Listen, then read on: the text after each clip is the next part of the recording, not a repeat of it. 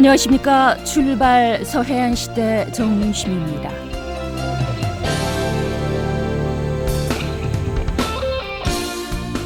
뜻이 같은 동지 11인과 함께 동이 단지회를 결성하고 왼쪽 넷째 손가락에 한마디를 끊어 혈서로 결의를 다졌습니다. 그리고 민족의 원흉 이토 히로부미를 저격했죠. 1910년 3월 26일 하얼빈 여순 감옥에서 사형이 집행될 때 나이가 고작 32살이었던 안중근 의사. 나는 처음부터 무죄요. 무죄인 나에게 감형을 운운하는 것은 치욕이다. 라고 얘기를 했죠. 절대로 삶을 구걸하지 말라던 어머니의 전언대로 의연히 죽기로 결심을 합니다. 일본 아사히 신문 당시에 그의 죽음과 관련한 기사에서 시모시자라는 말을 적습니다. 그 어머니의 그 아들이라고 적었던 거죠. 자, 수많은 또 다른 이름의 안중근 의사 열사들이 목숨을 바쳐 세운 대한민국. 그리고 2022년 103주년 3.1절 아침입니다. 자, 오늘 이 지역의 3.1운동사 들여다보겠습니다. 출발 서해안시대 시작합니다. 날씨부터 알아보겠습니다. 백음이 리포터.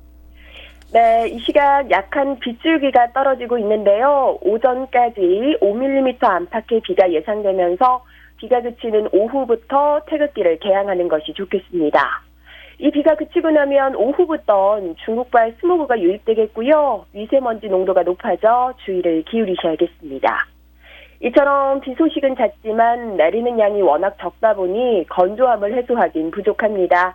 동부 지역에 내려진 건조특보는 계속되겠는데요. 이제 연중 산불 발생 위험이 가장 높은 달로 접어들었습니다. 화재 사고 없도록 조심하셔야겠습니다. 오늘 한낮 기온은 어제보다 2에서 3도가량 낮거나 비슷하겠습니다. 목포의 한낮 기온 9도, 해남 13도로 예상됩니다. 해상으로는 오후부터 바람이 강하게 불겠고요. 바다의 물결 최고 2.5m로 다소 높게 일겠습니다.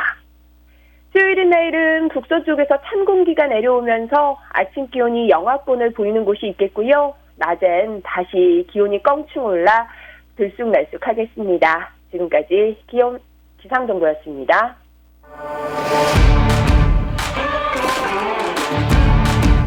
요즘 라디오 듣는 프로 있어요?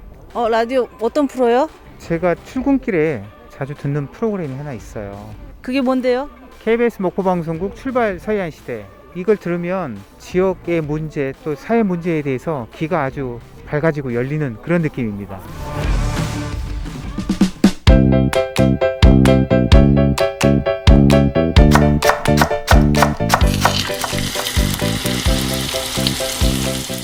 시사 지지고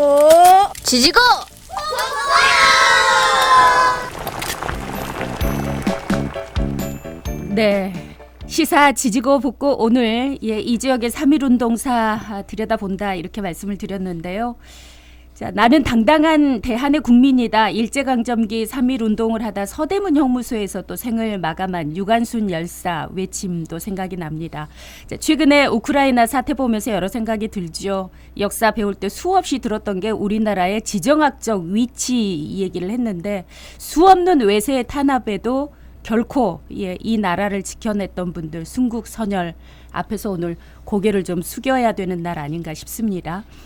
이 지역의 독립운동사 살펴주실 두 분 함께 했는데요. 서남권 균형발전연구소의 김학주 연구위원 나와주셨어요. 안녕하십니까? 네, 안녕하십니까? 그리고 특별 게스트 오늘 한 분 모셨습니다. 반갑습니다. 직접 좀 소개를 해주시죠. 예, 목포를 맛깔나게 소개하고 있는 문화건강해설사 전영자입니다. 네, 문화건강해설사 전영자 선생님 오늘 이 지역에 문화관광 속에 들어있는 직접적으로 외지 관광객들을 만나면서 이 지역의 근대문화유산 또 어떻게 소개해 주시는지 잠시 후에 들어보도록 하고요. 먼저 김학주 위원님 이 지역의 3.1운동사 간략히 정리해 주시죠. 네. 잘 아시겠지만 3.1운동은 이제 1919년 3월 1일 일어난 범민족 항일운동입니다. 근데 이제 이날은 서울과 평양 등 6개 지역에서 일어나고요. 이후 3개월가량 이제 전국에서 계속 시위 운동이 일어납니다.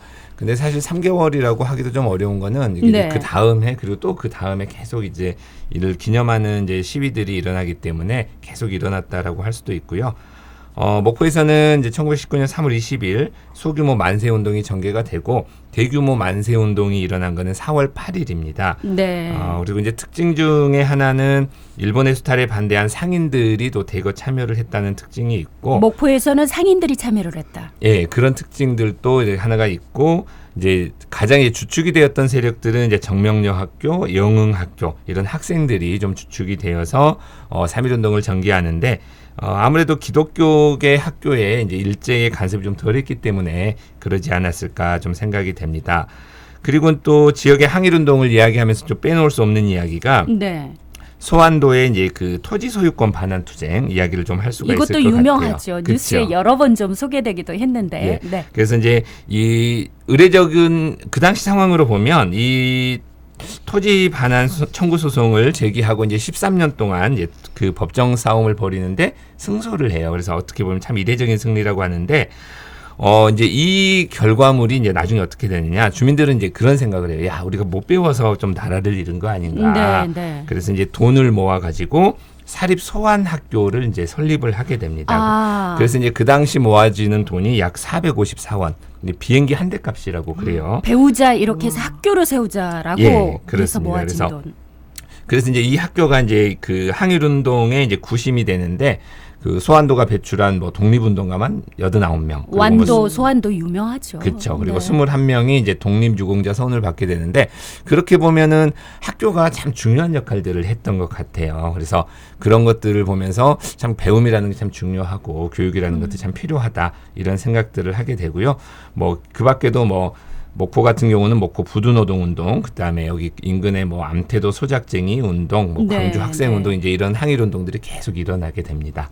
그러니까 시기적으로 보면 목포가 딱 3월 1일 날 일어날 수가 없는 게 이제 4.8 만세 운동이라 그래서 이 지역에서 정명여고, 정명여중고 학생들이 거의 뭐 매년 이런 만세 운동에 이제 기념을 하는 퍼포먼스들을 하기도 했는데 늦어진 게 이제 4월 8일 날 목포에서는 거국적으로 일어났다는 거잖아요. 그러니까 이제 전국적으로는 3월 1일 날은 그러니까 전국 뭐 6개 도시 정도에서만 네. 하게 되고 이제 그게 계속 통신 지역으로 수단이 확산이 되면서 늦으니까 그랬겠죠. 네, 아무래도 이제 한 달 정도 더 늦은 4월 8일에 있었는데 그 당시 참여했던 그 나이 연령대를 보면 지금은 생각할 수 없는 이렇게 어린 나이의 학생들이 내가 목숨을 걸고 나라를 위해서 뛰어들어야겠다는 생각을 했던 게 정말 다시 한번 가슴 뭉클해져요. 그렇죠. 그리고 그 이후에 사실 뭐 근현대사 속에서 민주화 운동도 사실은 고등학생, 대학생들이 이제 사실 주축이 네, 돼서 네. 했다는 걸 보면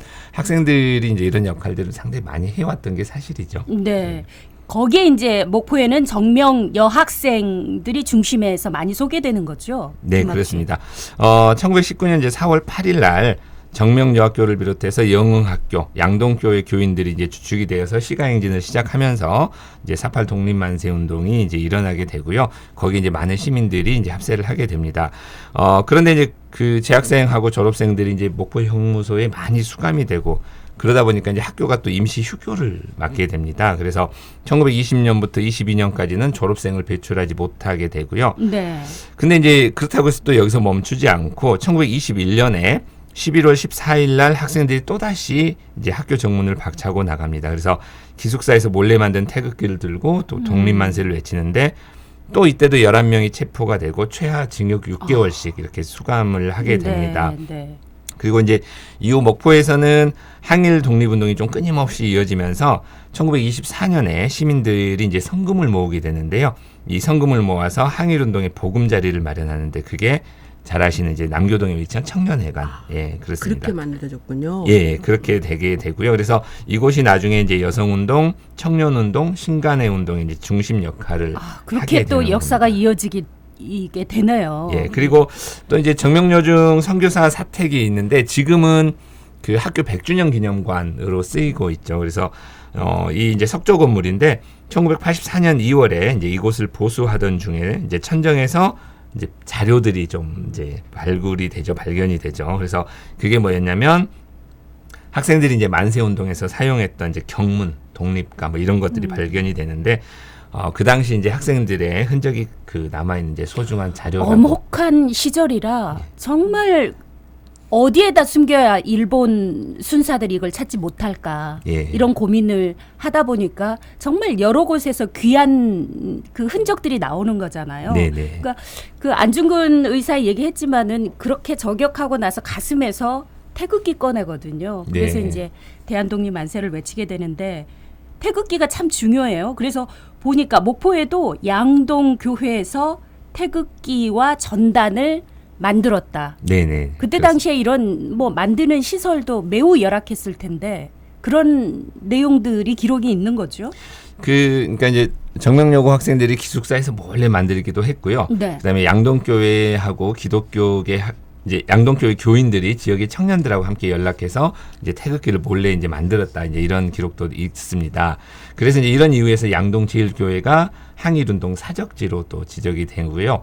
그리고 앞에 이제 제가 그 정명여학교 선교사 사택 얘기를 했는데 네. 그 재미난 이제 에피소드 하나를 좀 말씀드리면 그 정명여고 교문을 들어가면 이제 오른쪽으로 쭉 올라가는 길이 있어요. 포장되어 있는 길이. 근데 그 길 지하에가 우물이 하나가 있습니다. 진짜요? 네네. 네. 그래서 저도 이제 몇 년 전에 거기를 우연히 가서 봤는데 그 우물을 보려면 그 학교 급식실로 내려가서 지하에 이제 출입문이 하나가 있고 그 출입문을 열면 이제 그 우물이 보존되어 있는데 네. 이 우물이 뭐냐면 그 당시 이제 거기는 조선인 마을이잖아요. 그래서 조선인 마을의 공동 우물인데 그 당시에는 이제 사람들이 시계가 없으니까 밥 짓는 거를 어떻게 봤냐면 선교사 사택에 김이 모락모락 피어오르면 아, 밥 지을 시간이 됐구나 아하. 해서 사람들이 이제 거기서 물을 길러서 밥을 했던 이제 이런 곳이에요. 근데 제가 참 놀랬던 것 중에 하나가 몇 년 전에 갔을 때 이제 교장 선생님이 거기를 소개를 해주셨는데 보통 이 공사를 하면서 다 없앨 거 아니에요. 근데 네. 학교가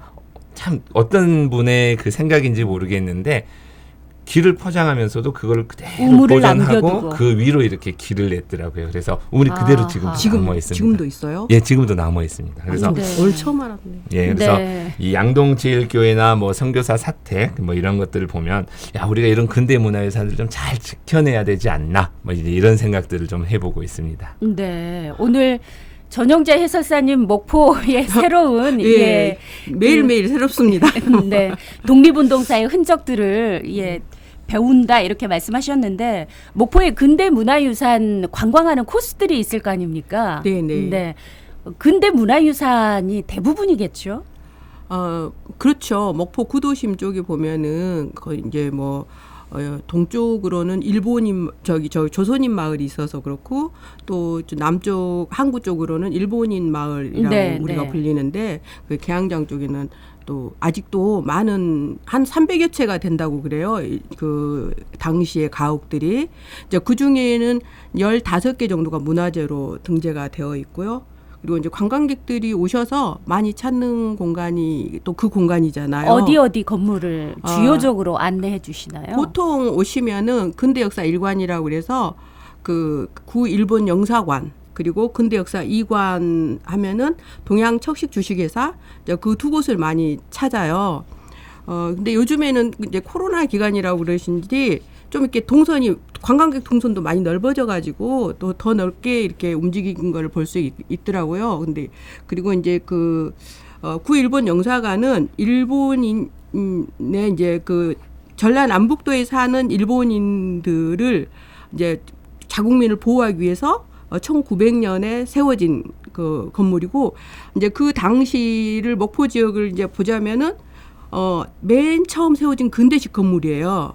근데 생각을 해보세요. 초가집하고 기와집 몇 채 정도 있었겠죠? 그때 당시에. 그때 당시에. 근데 거기에 유리를 우리는 사용하지 않거든요. 우리 가옥에는.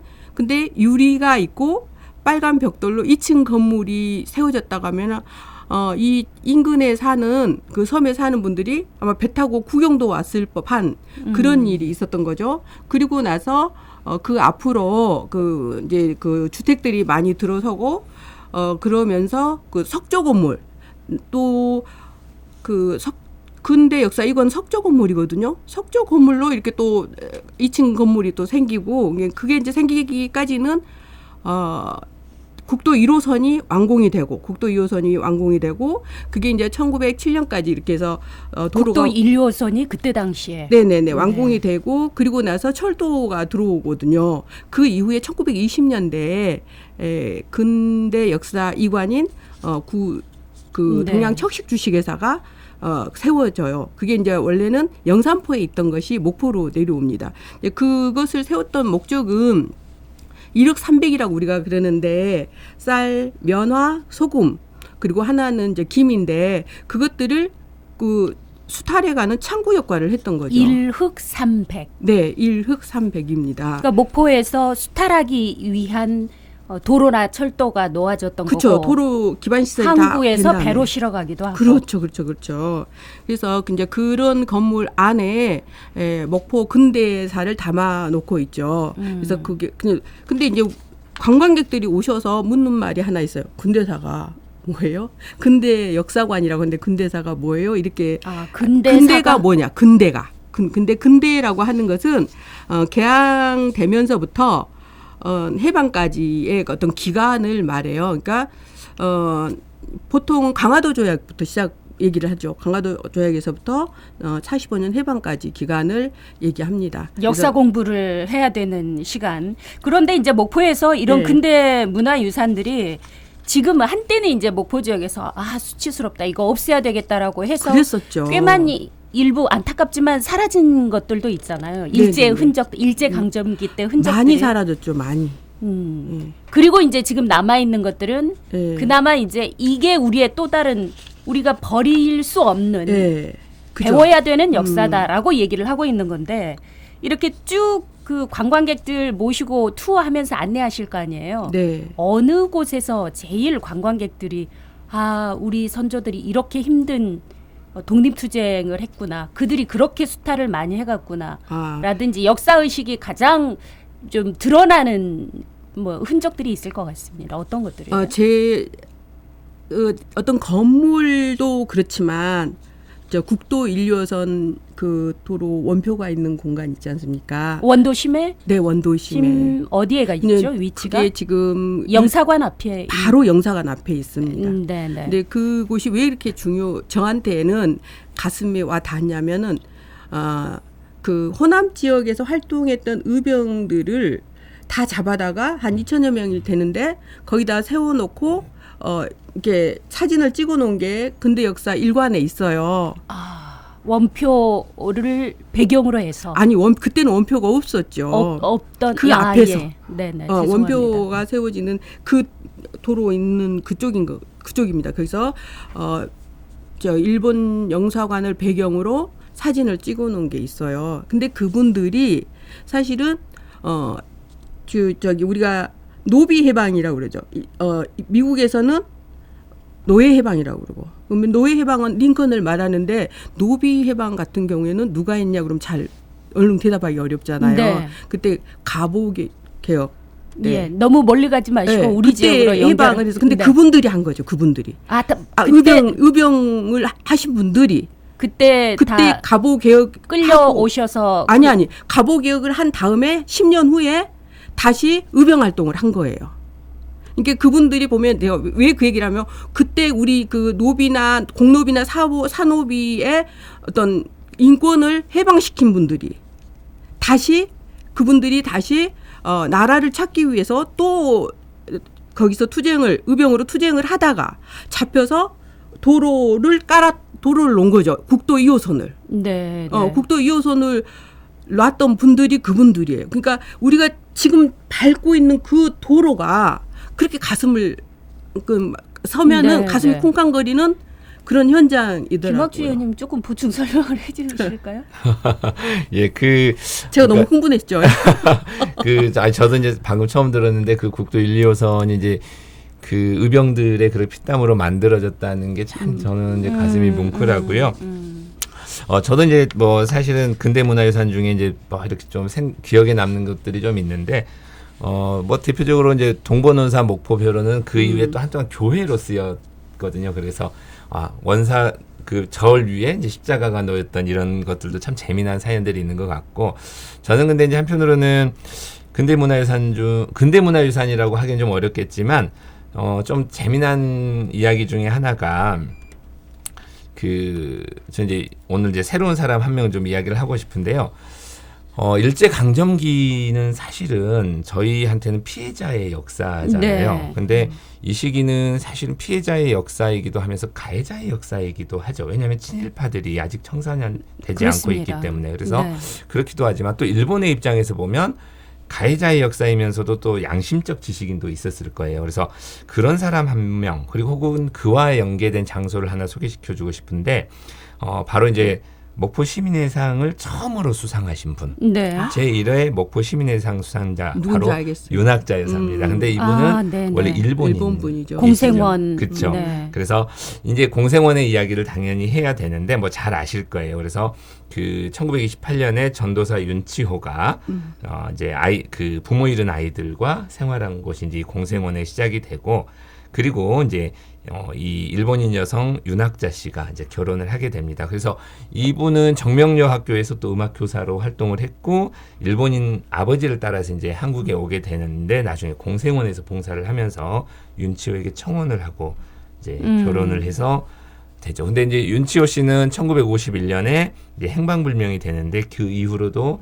고국에 돌아가지 않고 계속 여기서 아이들을 보살펴서 이제 그런 것들을 네, 저희들한테 네, 이제 네. 이제 여기서 주고 있는 거죠. 중요한 것은 윤치호라는 이름의 문학을 하시는 분이 있어요. 그분하고 동명이인이세요. 네, 네. 문학을 하신 윤치호는 아니시고 뭐 거지 대장으로도 불리였던 분이 이 지역에서 정말 힘들게 살았던 시절에 그 거두었다는 거 아닙니까? 이 지역에 어렵게 사는 그랬죠. 분들을 공생원에서. 네네. 예. 그래서 저는 근데 이제 가장 좀 이게 기억에 남는 게 이제 이분이 마지막 이제 돌아가시면서 했던 말이 네. 가장 인상적인데, 아주 특별한 말이 아니라 우메보시가 먹고 싶다 이 말을 하셨다고 해요. 근데 우메보시는 매실. 이제 그 매실 절임 일본 음식인데 이제 그래서 일본 전 매실장아찌. 총리가 그 매화나무 20그루를 또 공수해서 거기 심기도 했고. 지금도 그 있어요.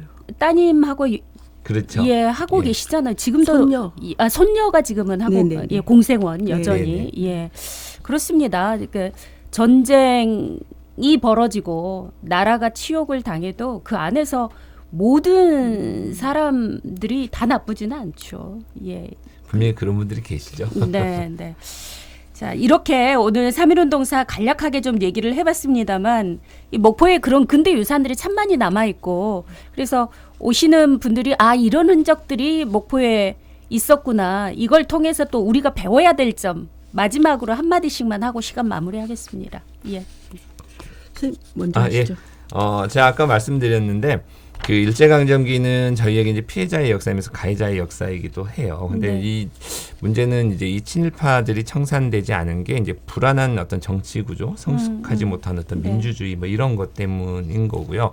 일본도 전범들이 다시 정치에 등장하는 계기들이 이제 그런 불안한 정치 구조 속에서 되는데, 저는 이제 친일 청산 없이는 나라를 바로 세울 수 없다. 그래서 반드시 이제 친일 청산을 해야 하는데, 그렇기 위해서라도 저희 국민들이 꼭 적극적으로 좀 투표에 참여해 줬으면 좋겠다. 네, 이번에 이런 투표 생각이 참여하자. 예. 예. 짧게 예, 해주십시오. 말씀드렸다시피 그러니까 노비 해방은 인권을 되찾은 것이고, 나라를 잇고 또 주인된 권리를 36년 만에 되찾기까지 저도 여러분도 모르는 사이에 수많은 사람들이 목숨을 바쳤다는 거죠. 그래서 오늘 찬란한 오늘을 살아가는 그분들의 목까지 우리가 지금 살아야 되는 이유가 그런 것 같습니다.